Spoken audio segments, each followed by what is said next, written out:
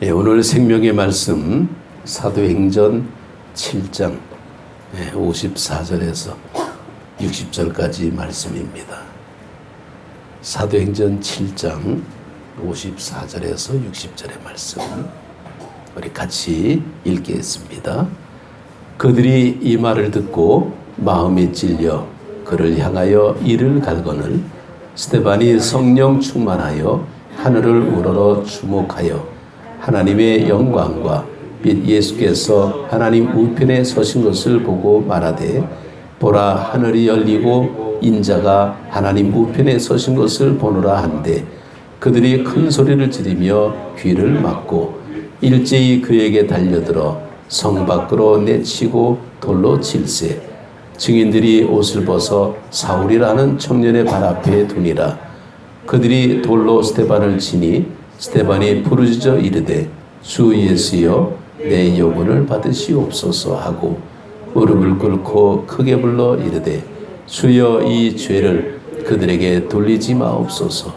이 말을 하고 자니라. 아멘. 할렐루야. 오늘 하나님의 말씀 순교의 삶 굉장히 좀 무거운 그런 말씀처럼 들립니다. 우리가 사람을 볼 때에 믿음으로 말하는 것과 믿음이 없이 말하는 것하고는 우리가 느낌으로 볼 수가 있습니다. 특히 교회를 다녀보게 되면 이 사람이 믿음이 있구나, 이 사람이 믿음이 없네, 그거를 우리가 어떻게 알 수 있을까요?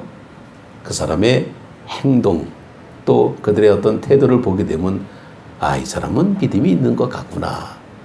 그냥 단순히 그렇게 평가될 뿐이지 정말 그들이 믿음이 얼마나 있냐, 몇 프로 있냐, 그 믿음이 진짜냐 가짜냐 우리는 그것을 분석할 필요는 전혀 없습니다. 우리가 맛있는 거 먹을 때에 맛있다 그리고 먹으면 되지. 그냥 그 맛있는 걸 가지고 영양 분석을 하고 막 그렇게 되면요 맛 떨어집니다. 그냥 있는 그대로 맛있다 그러고 그냥 분위기 있게 그냥 먹는 것 뿐이죠.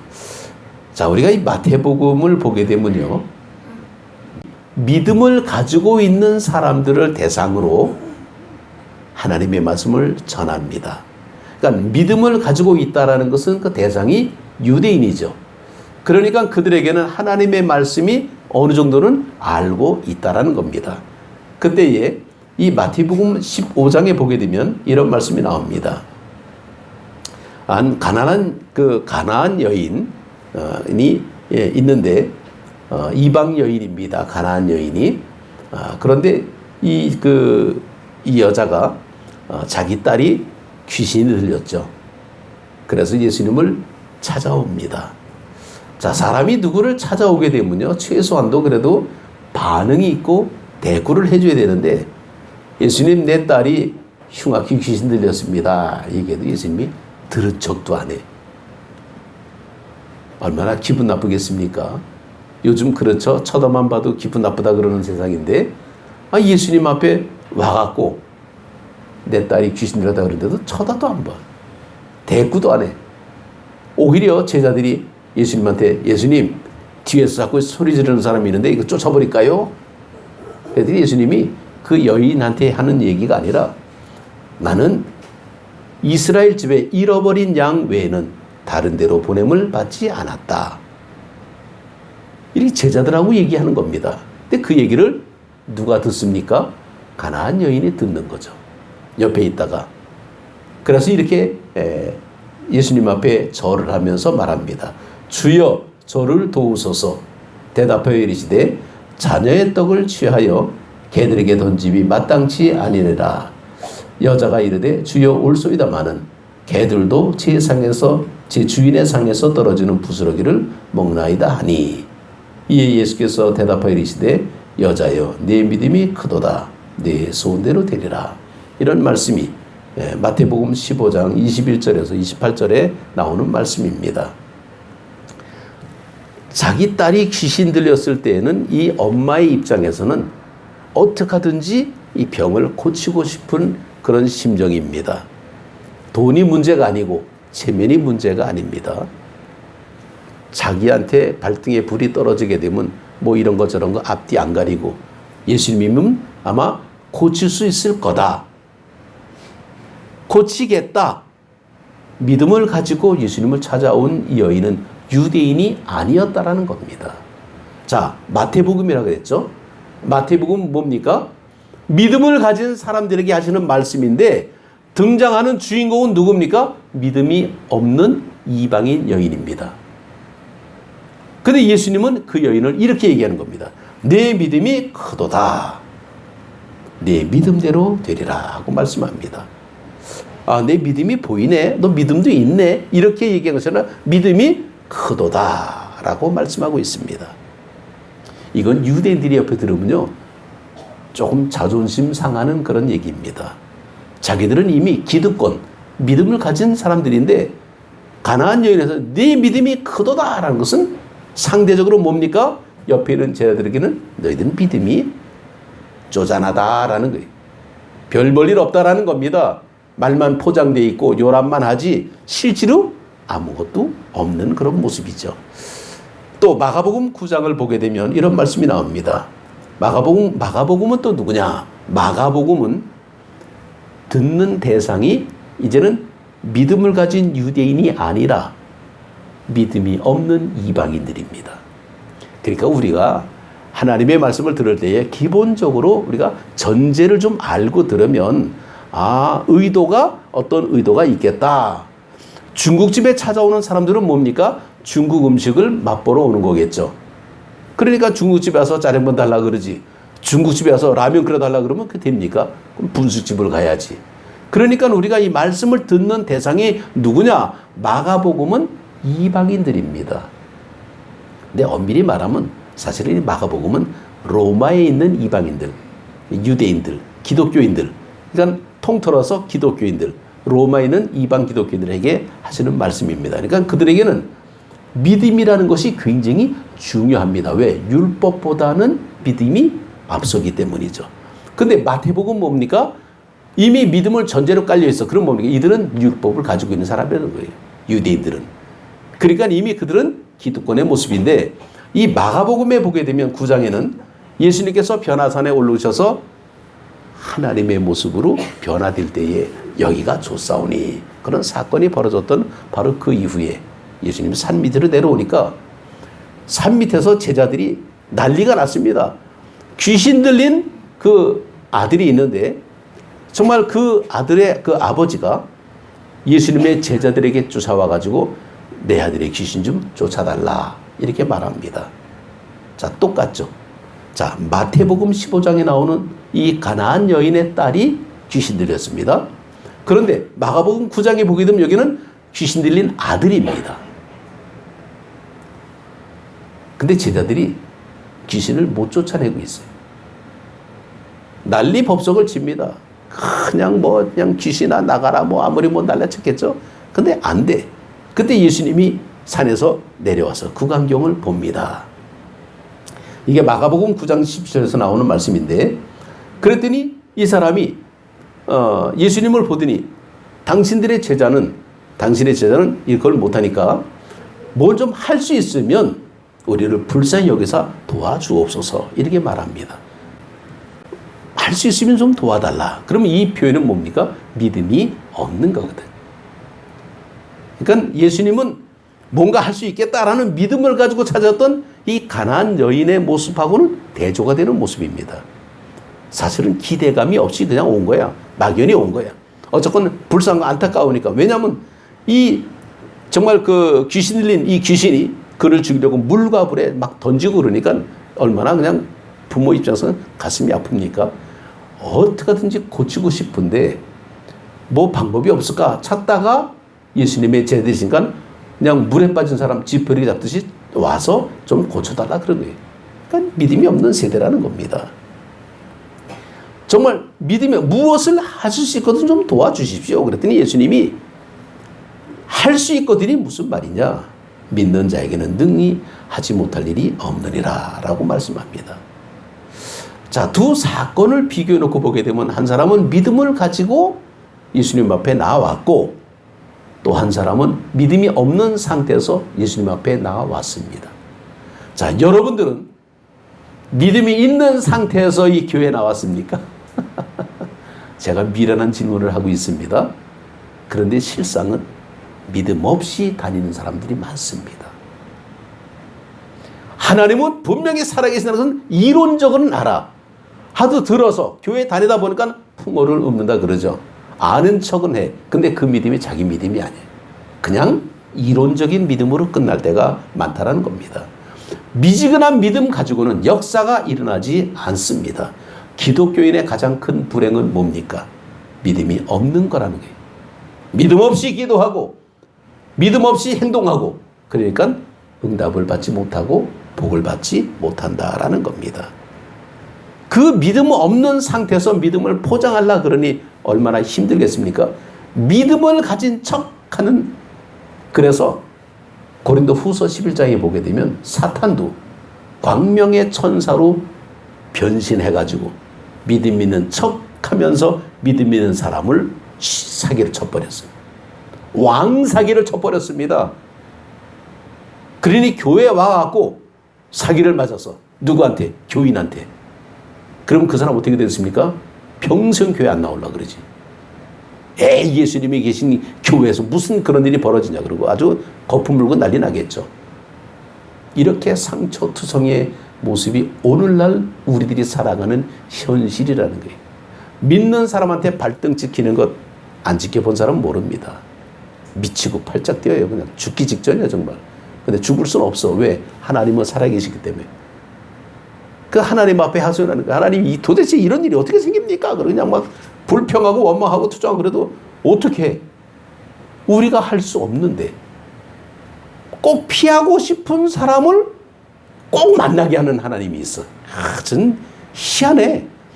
저 사람은 정말 비기 싫고 저 사람은 좀 안 보고 싶은데 꼭 내가 가려고 하면 거기 와 있어 또. 은혜가 안 될 때가 많다라는 거죠. 정말 우리가 살아가는 이 세상은 내 마음대로 안 돼. 그래서 속상해요. 오늘 순교자 기념주일입니다. 오늘 6.25죠. 73년 전 새벽에 공산당이 쳐들어왔습니다. 그날도 주일날이었어요. 상상이 안 되죠. 저는 전쟁 후 세대이기 때문에. 그런데 기록에 보게 되면요. 이 6.25 때 가장 많은 피해 입은 지역이 호남이었대요. 그래서 이 최대 순교지가 어디냐? 6.25 최대 순교지는 호남입니다. 특히 저 영광 같은 이 영광군에 보게 되면 거기는 194명이 순교했다라고 나와요. 영광교회, 야월교회, 법성교회. 저도 한번 찾아가 봤습니다. 와, 참 상상이 안 돼. 아니, 왜 그렇게 많이 순교를 하셨을까? 심지어 법성교회 그 목사님은 다른 사람들이 다 목사님 피난 가십시오. 큰일 납니다. 그래도 나는 교회를 지키겠다. 그리고 결국은 공산당한테 순교당합니다. 자, 오늘 우리는 순교자 기념주일인데 순교자를 찬양합니까? 순교에 하여 영광받자 찬양합니까? 아니에요. 이거 보통 얘기 아닙니다. 순교자 기념주일은요, 순교자를 찬양하라는 게 아니라 그들의 신앙을 기억하면서 회개하라라는 거예요. 사실은. 왜? 오늘 이 시대는 순교적인 신앙 없이 살 수 있을까? 못합니다. 우리는. 예수님을 닮은 그리스도인이 정말 되어야 되는데 늘 듣기는 들어. 교회를 다니면 기본적인 어떤 수준은 됩니다. 근데 그게 내 마음까지는 안 와. 현실이 바쁘기 때문에 그렇죠. 그래서 우리는 이 순교자의 신앙 따라라는 이 찬송을 부르면서도 내 마음속은 굉장히 부끄러워. 순교라는 거는요, 내가 내 마음대로 되는 게 아닙니다. 그냥 하나님이 이끌어 가신 데가 끌려가는 거예요. 누가 요즘 끌려갑니까? 제정신 가지고. 근데 어떻게 이렇게 순교자의 신앙을 가질까? 그래서 기독교 유대에 보게 되면 가장 최초의 순교자가 누구냐 그러면 바로 스데반이라고 얘기하죠. 그래서 오늘 그 스데반을 우리가 말씀으로 정해봤습니다. 당시 주류는 유대교입니다. 우리 그거 잘 알아야 돼요. 유대교 가운데 바리새인이 있고 사두개인이 있고 에세네파 있고 다 있습니다. 유대교라 그래. 근데 그 유대교 가운데 기독교는 뭡니까? 한 분파가 아니에요. 그래서 유대교에서는 기독교를 이단이라고 하는 그런 말이 나왔습니다. 예수 믿는 사람은 다 이단처럼 취급을 당했어요. 근데 그런 스토리가 초대교회 때 와전돼서 사이비들이, 이단들이 예수님은 이단이었는데 그런 소리 들었는데 너희들이 우리 보고 이단이라 그러냐? 우리 이단 아니다. 지금 이단들이 그러고 있습니다. 그러니까 우리가 헷갈리는 거예요. 헷갈릴 거 없습니다. 이단은 이단이요. 그러나 예수님은 그 당시에 왜 이단 소리를 들었냐? 정말 그때 당시에 정말 주류는 유대교의 모습이었기 때문에 유대교의 모습하고는 기독교하고는 차이점이 많습니다. 그거를 스데반이 그 사도행전 6장 7장 이 내용을 보게 되면요, 그들에게 설교할 때 보게 되면 기가 막혀요. 스데반은 굉장히 똑똑한 사람입니다. 비록 헬라 사람이지만은 그는 정말 믿음으로 하나님 앞에 나왔죠. 그래서 그의 중심의 모습은 늘 이방인적인 어떤 모습이 있는데, 근데 사실 본질을 보게 되면 그는 유대인이에요. 유대인인데 헬라 지역에 살았어. 그래서 이방인 취급을 당하고 있는 겁니다. 그래서 그런 모습을 헬라파 유대인이라 이렇게 얘기를 해요. 그래서 옛날 초대교회 때 보게 되면 세 부류가 있습니다. 유대인이면서 기독교인이 있고, 기독교인이 이방인이면서, 그러니까 유대인이 아니고 이방인이면서 기독교인이 있고, 이런 차이점이 좀 있습니다. 그러니까 바탕이 달라. 그래서 때로는 이방인이 유대교로 들어왔다가 기독교로 온 사람이 있어요. 왜 그렇잖아요.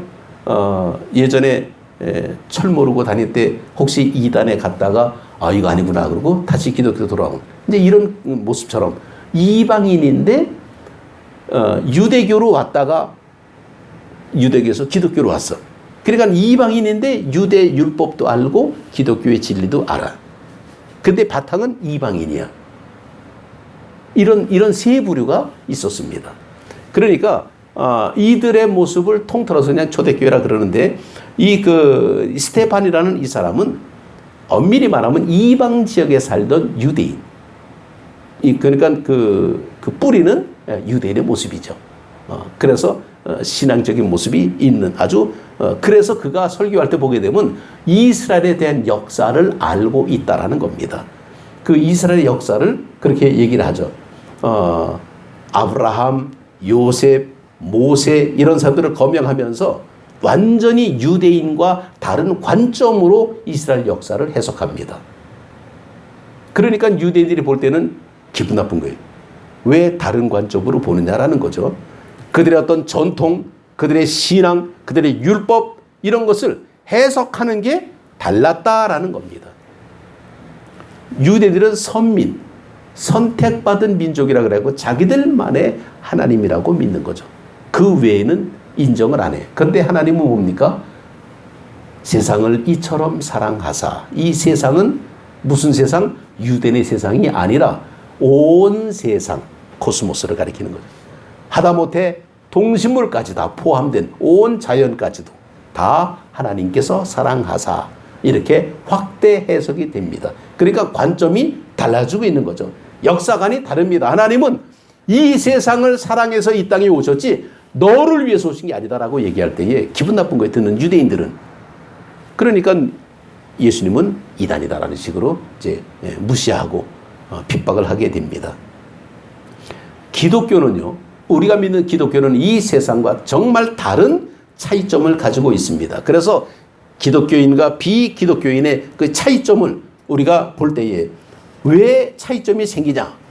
이 세상에서 감당하지 못할 진리를 우리는 가지고 있기 때문에 세상은 우리를 미워할 수밖에 없습니다. 이 세상이 감당하지 못한 그 진리가 우리 안에 있다는 거예요. 그래서 이 세상에서 우리는 믿음으로 그들을 극복해야 되는데 그 상황을 우리가 휩쓸려 갈 때가 많아요. 세상적인 어떤 성공이라고 말하면 뭐가 있을까요? 세속적인 성공은 잘 먹고 잘 살고 오래 사는 겁니다. 맞나? 잘 먹고 잘 살고 오래 살고 뭐 오복이라 그러잖아요. 이게 세속적인 복의 모습이죠. 이게 성공입니다. 그래서 요즘도 이게 잘못된 게 아니에요. 구약의 축복이 그렇습니다. 구약의 축복이 이 땅에서 장수하리라. 건강하게. 그럼 하나님의 복이라 그러잖아요. 이 땅에서. 땅은 뭘 의미하냐? 생명을 의미하고 있어요. 먹고 사는 것은 충분히 삽니다. 그리고 이제 살 만큼 살다가 노화되는 거야 어쩔 수 없는 거지. 그건 우리가 우리의 살 만큼 사니까 그걸 우리는 세속적인 어떤 그런 축복의 모습이라고 볼 때에 신앙적인 성공의 모습은 뭐냐라는 거예요. 왜 우리가 순교까지 할 수밖에 없냐라는 겁니다. 그거는 이 세상에 감당하지 못하기 때문이라는 거예요. 우리는 이 신앙의 어떤 그런 모습을 우리가 분명히 알아야 되는데 인간은 정보적 존재라고 합니다. 그래서 우리는 늘 정확하지 않으면 우리 헷갈릴 때가 많습니다. 마태복음 24장 3절에서 28절에 보게 되면 말세, 재난의 시작이 올 거다. 그런데 거기에 미혹이라는 단어가 4번이나 나옵니다. 말세가 돼서 재난이 시작되는데 미혹이라는 단어가 거기 3절에서 28절까지가 4번이 나오기 때문에 너무너무 헷갈립니다. 왜 헷갈리느냐? 우리가 이 세상에 살면서 뒤죽박죽 되는 거예요. 잘 되는 것 같은데 그 사람이 어느 날 보니까 비리투성이라 또 추락하고, 어떤 사람은 굉장히 힘들고 어렵게 사는데 보니까 굉장히 선량한 사람이고, 우리가 판단 제대로 못한다는 거예요. 그래서 우리는 하나님께서는요, 하나님의 은혜 속에서 살던 사람이 타락해서 그래도 사용합니다. 그리고 타락하면 어떻게? 버리는 거죠. 뭐. 대표적 케이스가 사울이었죠. 하나님의 뜻에 맞게 왕까지 세워놨는데 하나님의 마음에 안 들었어요. 버리잖아요. 다윗을 세웠잖아요. 그러니까 우리가 지금 현재 교회에 다니든 안 다니든 정말 이 세상에서 성공적인 어떤 모습으로 사는 사람들을 보게 되면 다 훌륭한 사람이다. 아닙니다. 그 중에는 훌륭한 사람도 있고 잘못된 사람도 있습니다. 하나님은 그냥 다 써. 다 사용해. 그러나 하나님 깨끗한 사람을 오래 쓰는 거죠. 중간에 시원찮은 사람은 버립니다. 우리는 그런 모습을 좀 알아야 되는데, 우리는 이 세상의 어떤 부분만 보고는 이게 전체인 줄 알아요. 마치 코끼리가 어떻게 생겼는지를 볼 때에 시각장애인들이 그런 얘기가 잘 나오죠. 소경이 코끼리 다림을 만져보고 코끼리가 어떻다라고 평가하는 거하고 똑같다는 겁니다. 이 세상은, 우리 인간의 모습은 정보적 존재인데, 그래서 우리는 정확한 지식을 알지 못하면 헷갈릴 수밖에 없는데, 지금 인터넷 믿을 수 없습니다. 잘못된 그런 그 정보들이 너무너무 많습니다. 그런데 그걸 가지고 쓰는 사람들이 참 많아요. 그러다 보게 되면 헷갈릴 때가 많습니다. 이게 진짜인지 조금 왜곡된 건지. 왜냐하면 인터넷이라는 것은 한계가 있기 때문에 어느 정도까지는 맞는 것도 있습니다. 그런데 그 뒤에 개정됐어. 그러면 그게 바뀌어졌죠. 개정된 거를 올려놓지 않았어. 업그레이드가 안 돼서. 그러면 뭡니까? 늘 그전 걸 쓰게 돼. 그러면 정보가 틀린 거죠. 우리는 그걸 판단할 수 있어야 되는데, 우리는 그렇지 못해요. 우리 한국 사람들의 어떤 행복 지수를 보게 되면요, 우리는 스스로가 불행한 사람이다라고 얘기합니다. 여러분, 우리가 불행합니까? 북한에 사는 사람들이 불행하다 그럴까요? 저 네팔에 사는 사람들이 불행하다 그럴까요? 근거가 애매합니다. 그런데 우리 한국 사람은 유독 한국은 헬조선이다. 헬이 뭡니까? 지옥이라는 거 아니에요? 한국같이 이렇게 타락한 나라, 정말 돈 있는 사람만 행세하고 뭐 그냥 비리투성이고 못 살겠다. 근데 가만히 보십시오. 떠드는 사람이 다 똑똑한 사람들입니다. 다 똑똑한 사람들이 헬조선을 만들어낸 거예요. 그러니까 결국은 거기에 믿을 근거가 아니다라는 겁니다. 근데 우리는 거기에 일희일비일시 그냥 막 휩쓸려 갔다가 그냥 그런 거 없다 그리고 아니면 말고 이렇게 왔다 갔다 할 때가 너무나 많아요. 사실 나는 이제 그 랍스타를 먹어본 적은 없어요. 바닷가재 이렇게는 너무 비싸. 근데 이 바닷가재가 이게 성장을 하게 되면요, 어른 바닷가재 랍스타가 되려면 5년이 걸린다 그럽니다. 근데 뭐 통계가 이제 그렇다는 거겠죠. 그런데 이 바닷가재는 처음에는 아주 연하고 흐물흐물한 그런 연체동물 같은 모습인데 점점 성장하면서 딱딱한 껍질이 몸을 감싸게 된다는 거죠. 바닷가재가 딱딱하잖아요, 겉이. 이 딱딱한 껍데기가 늘어나지 않기 때문에 자라면 자랄수록 어떻게 됩니까? 몸이. 껍질은 딱딱한데 몸은 자라지. 껍질이 터져요. 균열이 갑니다. 그래서 그 속에 있던 이 그 살이 껍질을 벗고 나와야 된다 그래요. 그래서 5년 동안 성장기를 보내면서 25번의 탈피, 껍질을 벗고 나온다 그럽니다. 아, 나 이 과정을 보면서 너무 재밌더라고요. 그래서 자세히 좀 제가 찾아봤는데 이 바닷가재가 껍질을 벗을 때 그냥 우리처럼 그냥 한 번에 툭 갑옷 벗듯이 벗어가지고 나오는 게 아니라 조금 균열이 있으면 그걸 가지고 그냥 그걸 깨고 나오려고 애를 쓰고 하다가 겨우 빠져나오면 그때는 무방비 상태의 모습이라 그러죠. 탈피, 그걸 탈피라 그러는데 탈피 상태는 무방비 상태라 굉장히 그 먹이 사슬에 노출이 많이 된다 그래요. 그러니까 위험하다라는 거죠. 그럼에도 불구하고 탈피를 계속 해야만이 바닷가재는 성장할 수가 있다라는 겁니다. 만약에 성장하지 못하면 껍질 속에서 죽어버린대요. 그래서 이 보통 수명이 뭐냐 그러면 한 10년은 산다 그럽니다. 이 감각육 가운데 이 바닷가재가. 그런데 오염이나 소음이나 낚시나 뭐 이런 어떤 그 환경에 방해를 받지 않고 정말 자연적으로 그냥 자기 상태만 산다 그러면 100년도 산답니다. 그런데 거의 그렇게 못 산대요. 왜? 껍질 속에서 죽는답니다. 벗지를 못하고. 만약에 껍질을 벗을 수 있으면 바닷가재는 성장할 수가 있고. 그래서 5년 동안에 정말 한 25번의 탈피를 하고 그 다음에 1년에 한 번씩 탈피를 한다 그럽니다. 이게 바닷가재가 그러니까 이 껍질을 벗는 이 과정이 굉장히 고통스럽고 힘든 과정인데 그렇게 하지 않으면 죽기 때문에 껍질이 워낙 딱딱하기 때문에 우리가 믿는 믿음의 삶의 모습에서 정말 이 껍질을 벗는 것 같은 그런 신앙의 훈련이 될 때에 우리는 비로소 살아갈 수가 있다라는 겁니다. 아인슈타인은 그런 얘기를 합니다. 같은 일을 반복하면서 다른 결과를 기대하는 것은 미친 짓이다. 그러면 같은 일을 반복하면서 뭐 다른 일을 기대합니까? 같은 일을 달리 해야 다른 결과를 만들어낼 수가 있겠죠. 그래서 우리가 현실적인 믿음의 모습에서 하나님을 믿는 믿음의 모습이 순교의 각오로 껍질을 벗을 때에 영적인 점프를 할 수 있다는 거예요. 점프를 하는 사람만이 영적인 성장을 하게 되고 바로 그들을 통해서 이 세상을 이끌어가고 있다는 겁니다. 하나님은 다수를 끌고 가시는 것이 아니라 소수를 통해서 다수를 끌고 가십니다. 그걸 우리는 남은 자 사상이라 그러죠. 하나님은 그래서 우리 각자 한 사람 한 사람이 너무나 소중한데 자꾸 자기를 묻혀가려고 그래. 나는 하나님 앞에 선택받은 존재입니다. 내가 하나님 앞에 정말 순교의 각오로 주님 앞에 서야만이 귀하게 껍질을 벗는 것처럼 그렇게 새로운 탈피를 통해서 새로운 몸을 가질 때에 또 다른 하나님 앞에 성장의 모습으로 설 수 있는데 늘 껍질 속에서 그냥 있으려고만 그러면 우리는 뭡니까? 죽을 수밖에 없어요. 성장이 안 돼요. 지금 우리 믿는 자들의 삶의 모습이 점점 왜소해지게 되고 자꾸만 이렇게 줄어드는 이유가 뭐냐면 늘 안락한 것을 찾다 보니까 껍질 속에서 안주하려고 할 때가 많다라는 거예요. 그 생명력이 약해지는 겁니다.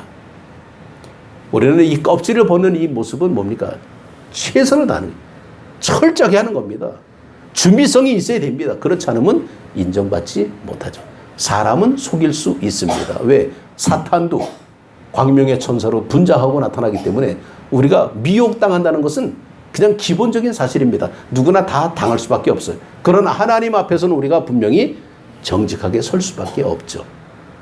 믿음의 삶의 모습에서 우리는 모든 사람에게 지켜보는 대상이 됩니다. 믿는 자의 삶의 모습이 왜 그렇게 어렵고 힘든 가운데서 초대교회가 부흥이 됐을까? 이 부흥의 모습은요, 전도 열심히 나가서 막 난리를 치고 전도해갖고 부흥된 거 아니라는 거예요. 그들의 삶의 모습이 탈피, 껍질을 벗는 것 같은 고통 속에서도 하나님에 대한 신앙을 바라볼 때에 그것이 옆에 사람들에게 감동을 주고 있었다는 거예요. 그 감동이 바로 전도의 삶의 모습이죠. 아, 저 사람이 도대체 누구야? 교회 가는 사람이네. 나도 교회 가고 싶다. 이런 마음이 드는 그런 모습이 초대교회의 모습이었습니다. 그래서 스데반은 늘 그래서 지혜와 성령이 충만한 사람이다라고 표현한 것이 바로 그런 표현입니다. 그렇기 때문에 그런 죽음도 그런 하나님의 영광 속에서 바라볼 수가 있었습니다. 우리는 그런 믿음을 가지고 살아야 되는 거예요. 그러면 우리가 하나님 앞에 최선을 다한 헌신의 모습이 수반되어야 되겠죠. 늘 체면체례적인 모습이고 그냥 그저 그렇고 남들이 볼 때는 믿음 있는 것 같은데 하나님 볼 때는 초라하기 그지 없습니다. 이미 구원은 받았어요. 우리는 믿음으로 구원받으니까 내가 천국 가냐 안 가냐 이거 가지고 우리 따질 필요 없습니다. 다 갑니다. 그런데 하나님 앞에 설 때에 상장 받냐 못 받냐 그거 차이가 나오는 거예요. 상장 받아야 좋잖아요. 상품 받아야 좋잖아요. 믿음의 삶의 모습에서 우리가 여기서 그렇게 그냥 애를 쓰고 해봐야 이거는 세속적인 성공밖에 안 돼. 세속적인 성공은요, 이거는 별거 아니에요. 있을 때 있고 없을 때 없고. 사람이 가진 것만 가지고 삽니까? 안 그래. 없어도 삽니다. 뭐 우리 다 그렇잖아요. 다 격에 맞게 살려 그러면 우리가 어떻게 살아야 되겠어? 내가 격을 지금 따지기가 좀 어려운 상황이지만은 그러나 그렇다고 내가 함부로 살 수는 없잖아요. 하나님의 자녀인데 그래도 믿음으로 살아야 되는데 그래도 본이 보여야 되는데 다른 사람이 지켜보고 있는데 우리는 내 몸을 스스로가 어떤 그런 툴을 만들어 놓고 그 속에서 나를 훈련시켜 가는 거예요. 자꾸만. 이게 순교의 삶입니다. 순교는요, 죽음이 전제가 된 거예요. 안 죽으면 안 됩니다. 그래서 우리는 하랄에 미랄이라는 소리를 늘 듣고 삽니다. 근데 말만 들었지. 이게 나하고 와 닿지는 심겨져야 미랄이지. 미랄이 그냥 여기면 여기도 미랄, 여기도 미랄. 여기 심겨지지가 않으면 아무 소용이 없는 거예요. 우리는 다 믿음 있는 것처럼 보이지만은 그러나 실질적으로 하나님 앞에 설 때에 두렵고 떨림으로 우리는 서야 됩니다. 하나님 앞에 서는 그날까지 최선을 다해서 순교의 삶으로 나는 날마다 하나님 앞에 정말 엎드려서 죽으면서 사노라라는 바울처럼 그렇게 고백하면서 그렇게 살아가는 우리 모두가 되시기를 주님 이름으로 축복합니다. 기도드리겠습니다.